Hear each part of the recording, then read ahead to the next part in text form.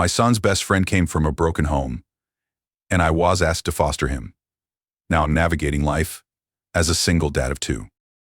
I have one son, Henry, aged 12. Henry is best friends with a boy named Archie, aged 14. It has always been clear that Archie comes from a troubled home. From what I can gather, and I do not have the full information, Archie's mom is a drug addict, and Archie has been on the at-risk register for a long while. Honestly, I don't know why it has taken them this long to decide he is being moved into foster care. Last Friday, I received a call from my son's school, saying they couldn't discuss it with me but asked if I would give them consent for my information to be passed on to Archie's social worker. I agreed. And not long after, I had a call from his social worker explaining that a section something or other was being put in place, which meant that Archie was going to be removed from his home and placed into foster care. I was told that the school had recommended me and asked to see if I could take him in, basically. They said it would likely be long-term until he turns 18. I honestly didn't know what to say. I was in shock. I have been unofficially supporting Archie for a while now. I pick him up from his house and drop him off at school with my son. He spends a lot of weekends at my place. On days where he doesn't come to my place, I make sure to pack him something to eat when I pick him up because he told me that his school lunch is his only meal most days. I buy him soap and deodorant, and I even wash his clothes for him. But supporting however I can and taking him on fully is a big jump. I'm a single dad. I have a decent job, but I'm far from well off. I live in a small 2-bedroom house, meaning Henry and Archie would have to share a room, which they do now when Archie stays. But it's only for short bursts. Plus, there's the responsibility of taking on another human. I was told that they had a lack of foster carers in the local area, so if I didn't agree to take him, it is likely he would have to move counties and schools. I don't want that. I was already having Archie stay with me for the 2-week Christmas holiday, so I asked if I could think about it and give them a firm answer in the new year. They agreed. Archie has not yet been informed about any of this. I've tried to make this a normal Christmas for him, as much as possible. My heart is telling me, of course, you're going to take that little boy in, but my brain is worried about the responsibility and cost of taking on another mouth to feed, another boy to clothe. At the same time, I keep thinking about Archie's situation. He has already had such a rough start in life, and I know he needs stability and care more than anything else. I can't bear the thought of him being uprooted again, losing his school, his friends, and the small semblance of normality he has here. I keep asking myself if I can really give him what he needs, and I don't know if I have all the answers right now. I've always taught Henry the importance of kindness, and I see how much he cares about Archie too. Part of me feels that this might not just be me taking on more responsibility, it's also about giving him the chance to grow up with a sense of love and belonging. So I suppose I'm left balancing what's practical with what feels right in my heart. And I'm leaning towards saying yes. I spoke to my own mom about it, and she thinks it's an awful idea. She's worried I'm biting off more than I can chew, especially as a single dad. She reminded me that I already have a lot on my plate with work, the house, and raising Henry on my own. She said that taking in another child, especially one with a difficult background, would add stress and might affect my ability to provide for Henry properly. She didn't say it outright, but I could tell she's afraid this might make life harder for all of us, including Archie. I understand her concerns, honestly, I do. But I can't imagine just turning him away when he needs help the most. I told her that I haven't made a final decision yet, but that I need to think about what's best for everyone involved, not just what's easiest. And I haven't even discussed any of this with Henry yet, which will be a huge factor in my final decision. This has been a huge rant, and if you've read it, thank you. I just needed to get this out somehow. Update. 5 days later, I just wanted to come on and give an update. I want to say a huge thank you for all the responses. I genuinely didn't expect to receive so many replies, especially to something that was just meant to be a rant to get my emotions out. When I was asked to take in Archie, at first I felt honored. Then I felt worried about everything.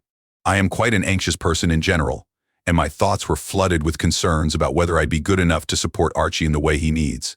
I love my mom, but she didn't help. I think I get my anxiety from her, although she has it on a much higher scale than I do. Every possible thing that could go wrong, she was texting me about all week.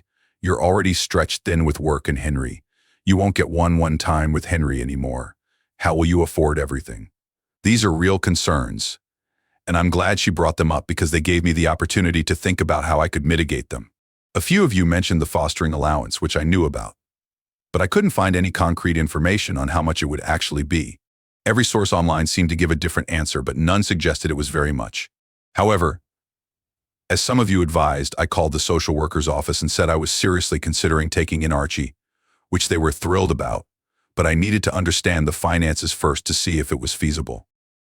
They said they couldn't provide exact numbers, as every case is different, and it isn't decided until a placement is found. However, they told me the minimum would be around piece 190, about $240 US, per week, and that it would likely be completely tax-free. Additionally, I'd receive a significant discount on things like council tax. That was honestly a lot more than I expected, and much higher than most of the figures I'd seen online. They also put me in touch with some other foster carers who answered my questions, which was incredibly helpful. This week has been very busy. I worked out my finances, added the estimated fostering allowance, and calculated how much Archie would likely increase my expenses. It worked out that I'd actually have a surplus compared to my current situation. Many of the foster carers I spoke to don't work full-time, using the allowance to supplement their income.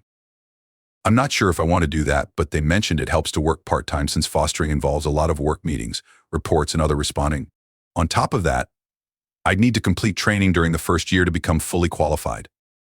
I considered it, and with the additional allowance, I could move to a 0.6 contract, working 3 days per week while still covering the costs of moving to a 3-bedroom house.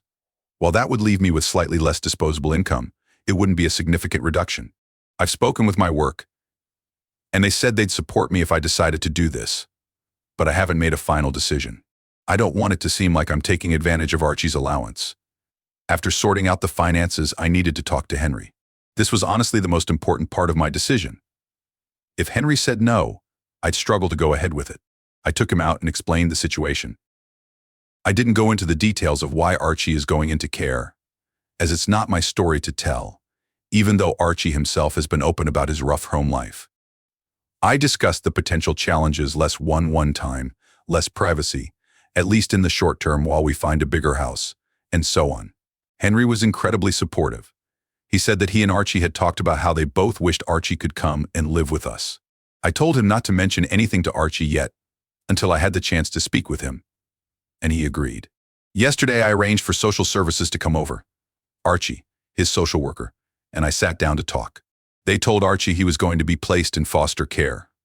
Archie cried a lot. I cried a lot.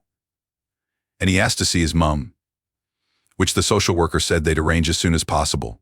In that moment, Archie didn't seem like a teenager, he seemed like a small child whose world was crumbling. Then they asked Archie if he'd want to stay with me.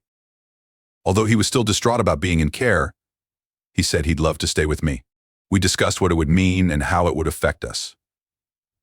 Afterward, Archie and his social worker spoke privately, and then the social worker and I talked.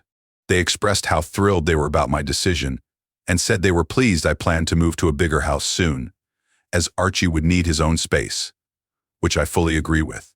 Normally, the boys spend most of their time upstairs playing Xbox, but later that day Archie came down and asked if we could watch a movie together.